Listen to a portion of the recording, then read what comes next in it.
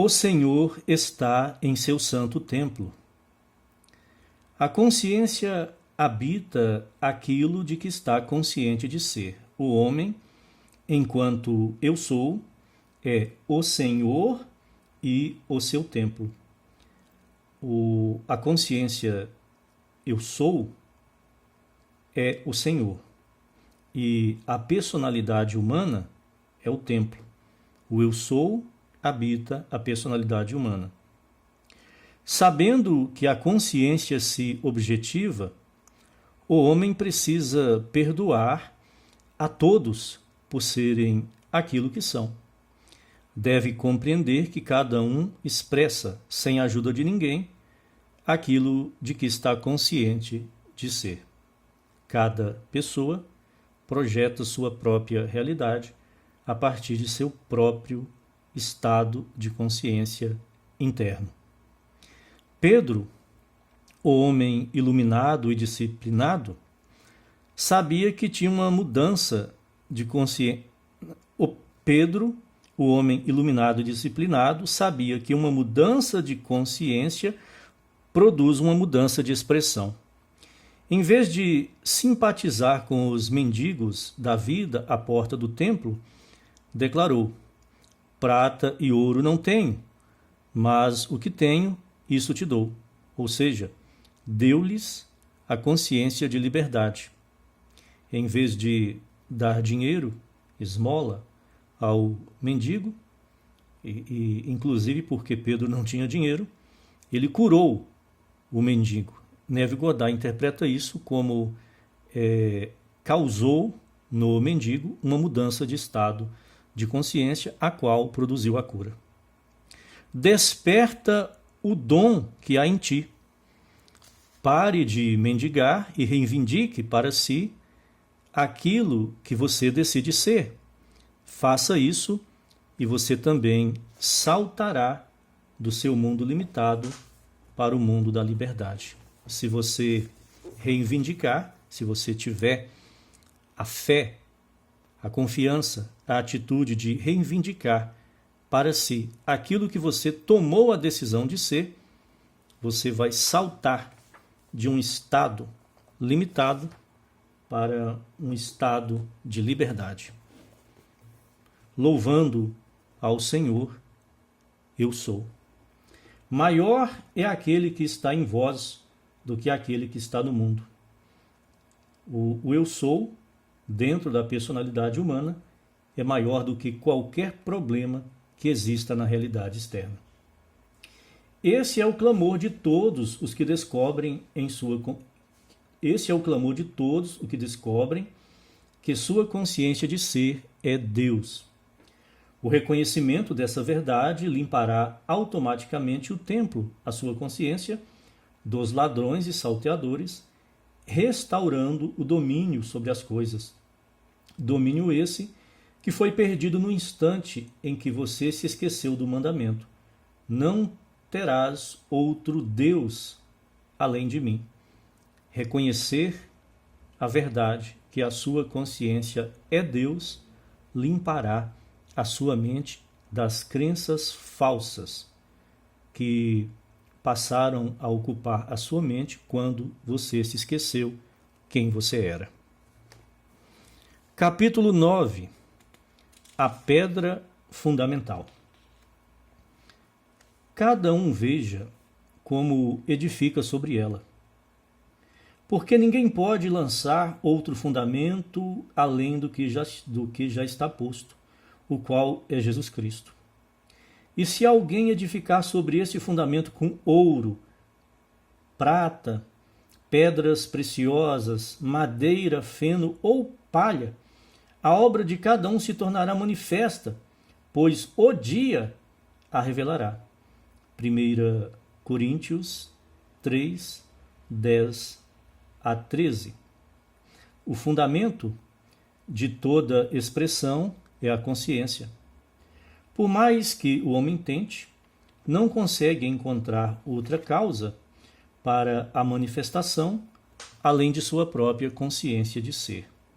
O homem pensa ter descoberto a causa das doenças nos germes, a causa das guerras em ideologias políticas conflitantes e na ganância. Todas essas descobertas humanas, catalogadas como a essência da sabedoria, são consideradas loucura aos olhos de Deus. Existe apenas um poder, e esse poder é Deus, a consciência. Ele mata e faz viver, fere e cura, faz todas as coisas, sejam elas boas, más ou indiferentes. O homem se move em um mundo que nada mais é do que a sua consciência objetivada. Por não saber disso, luta contra os próprios reflexos, enquanto mantém viva a luz e as imagens que projetam esses reflexos. O homem luta contra a realidade externa, mas é uma luta inútil, porque a realidade externa é só o reflexo. Eu sou a luz do mundo, eu sou, a consciência é a luz.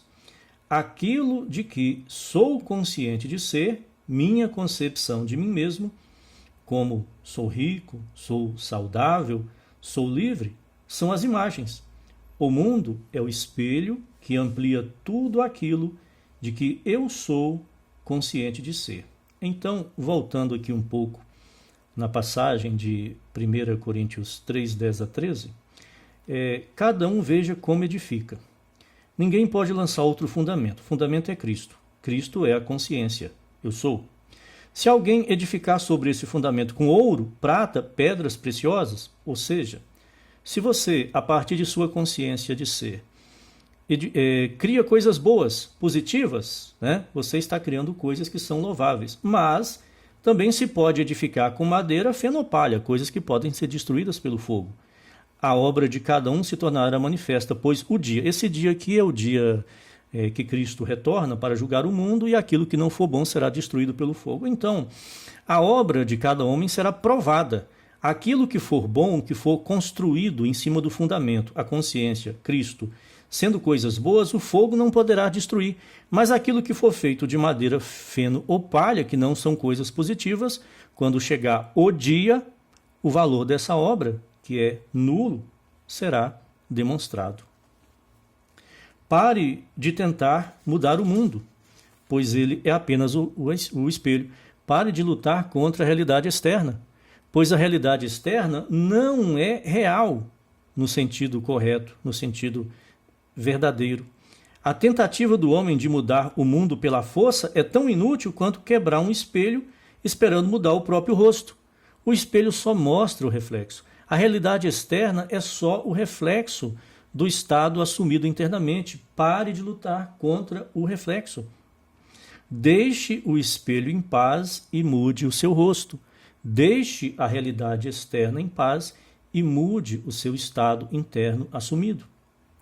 Deixe o mundo em paz e mude as suas concepções sobre si mesmo.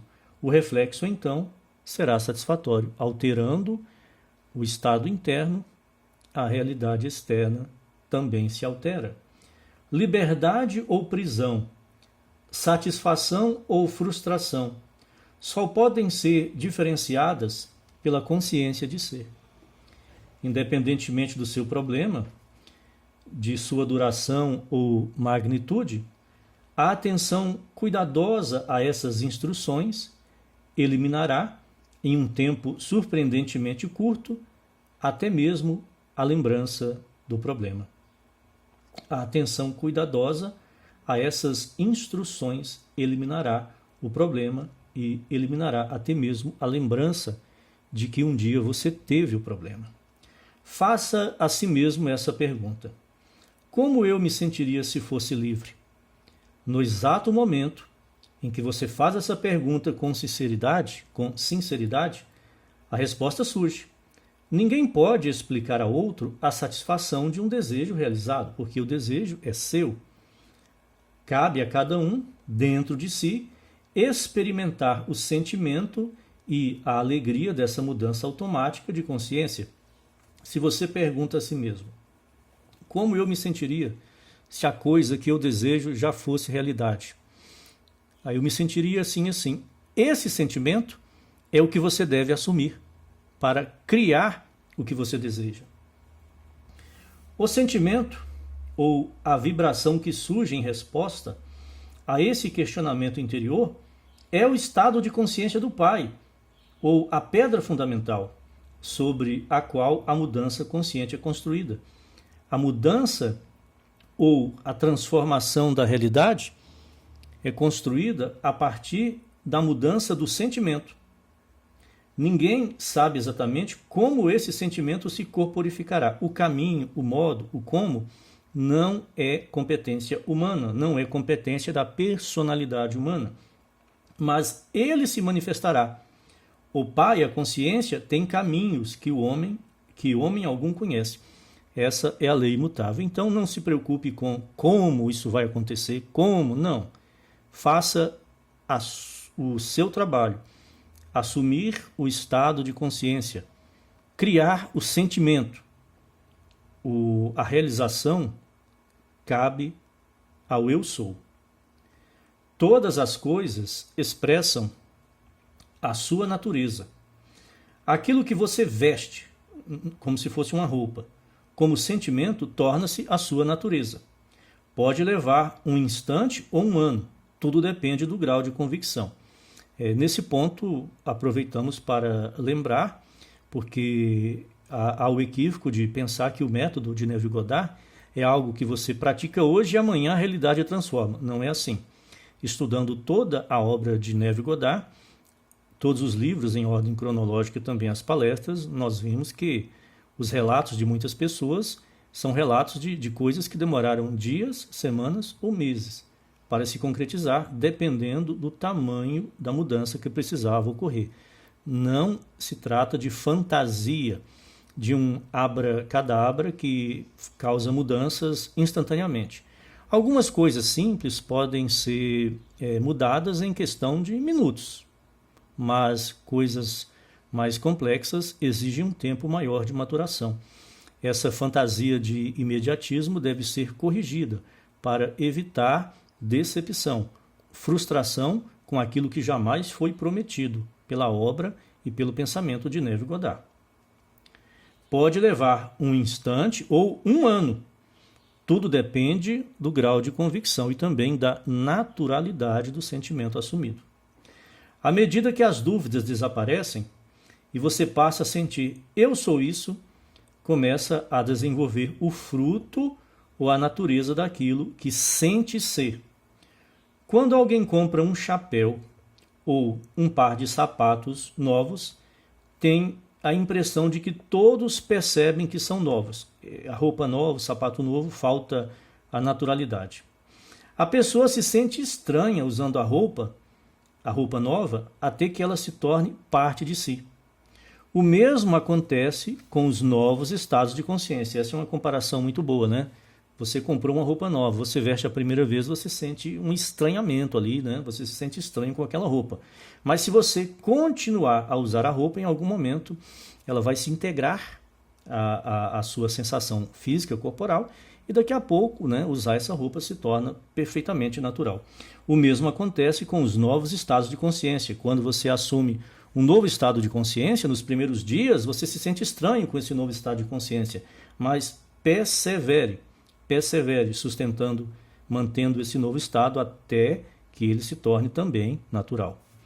Quando você se pergunta, como eu me sentiria se o meu desejo estivesse realizado agora? E a resposta automática, até que seja devidamente assimilada pelo tempo e pela prática, pode ser até desconfortável. Você concebe, né, o sentimento. Como eu me sentiria? Eu me sentiria assim, assim. Assuma esse sentimento. Você se esforça para assumir o sentimento, mas se sente estranho. Falta naturalidade. Continue a praticar. O período de adaptação para realizar esse potencial da consciência é semelhante à estranheza de usar uma roupa nova. Por não saber que a consciência está constantemente se projetando nas condições ao seu redor, você, como a esposa de Ló, olha continuamente para trás, para o problema, e acaba novamente hipnotizado pela aparente naturalidade dele. A esposa de Ló quando fugiam de Sodoma ou Gomorra, não lembro especificamente qual das duas cidades Ló e sua família estavam morando, mas os anjos enviados por Deus retiraram a família de Ló ali praticamente arrastando, né? Eles não queriam sair, foi praticamente arrastado. Só que Deus disse, não olhe para trás. A mulher de Ló desobedeceu essa ordem, olhou para trás e virou uma estátua de sal. Aí Neville Goddard interpreta isso da seguinte forma: você tinha um estado de consciência antigo e assumiu um estado de consciência novo. Se você ficar olhando para trás, para o estado de consciência antigo, você nunca vai alcançar a naturalidade do novo estado. E se o novo estado não se tornar natural, a nova realidade jamais será criada. Atente para as palavras de Jesus, a salvação. Deixa tudo e segue-me. Deixa que os mortos enterrem os seus mortos. Seu problema pode tê-lo hipnotizado tanto com a sua aparência de realidade e naturalidade que se torna fácil vestir o novo sentimento ou a nova consciência do seu Salvador. Mas é necessário assumir essa veste se você deseja resultados. Voltar aqui. Seu problema pode tê-lo hipnotizado tanto com sua aparência de realidade e naturalidade que se torna difícil vestir o novo sentimento ou a nova consciência de seu Salvador. Você pode estar tão habituado, tão condicionado pelo estado de consciência antigo, que quando você tenta vestir um novo estado de consciência, se torna difícil para você assumir e manter esse novo estado de consciência. Mas é necessário persistir, insistir, não desista. Insista, até que o novo estado se torne natural. A pedra, a consciência que os construtores rejeitaram, que se recusaram a usar, porque não parecia natural, e realmente não é, tem que se tornar pelo esforço, tornou-se a principal pedra angular, e nenhum outro fundamento pode ser colocado além desse. Capítulo 10. Ao que tem, mais lhe será dado. Portanto, vede como ouvis, porque ao que tem, mais lhe será dado, e ao que não tem, até aquilo que parece ter lhe será tirado. Lucas 8, 18. A Bíblia, que é o maior livro psicológico já escrito, adverte o homem a prestar atenção ao que ouve. Em seguida faz essa afirmação: ao que tem lhe será dado, e ao que não tem lhe será tirado. Embora muitos vejam essa declaração como uma das mais cruéis e injustas entre as palavras atribuídas a Jesus, ela continua sendo uma lei justa e misericordiosa, fundamentada no princípio imutável da expressão da vida.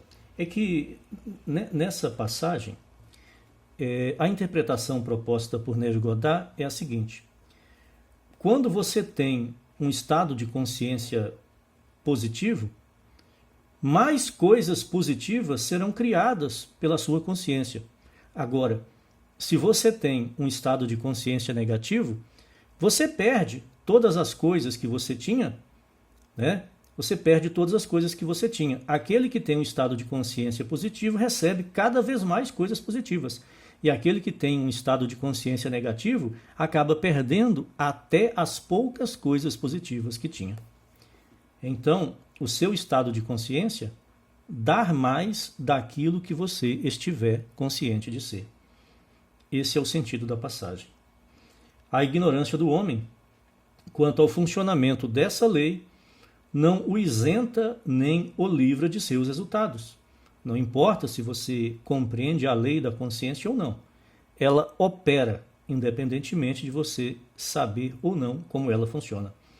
A lei é impessoal e, portanto, não faz acepção de pessoas. O homem é advertido a ser seletivo quanto ao que ouve e aceita como verdadeiro, porque tudo aquilo que você ouve e aceita como verdade, você está colocando dentro da sua mente como uma premissa a partir da qual o seu estado de consciência interno será assumido. Tudo o que o homem aceita como verdade deixa uma impressão em sua consciência e, com o tempo, deve se manifestar como prova ou refutação. Portanto, cuidado com o que penetra a sua mente, ideias, filosofias, letras de canções, conceitos em cinema. É preciso proteger a mente, porque as ideias falsas que por qualquer caminho entrem na sua mente e deixem uma impressão gravada ali, se você aceitar essas ideias como verdadeiras, elas se tornarão premissas para a criação de um estado de consciência que resultará na projeção de uma realidade correspondente a elas. A leitura continua no próximo vídeo.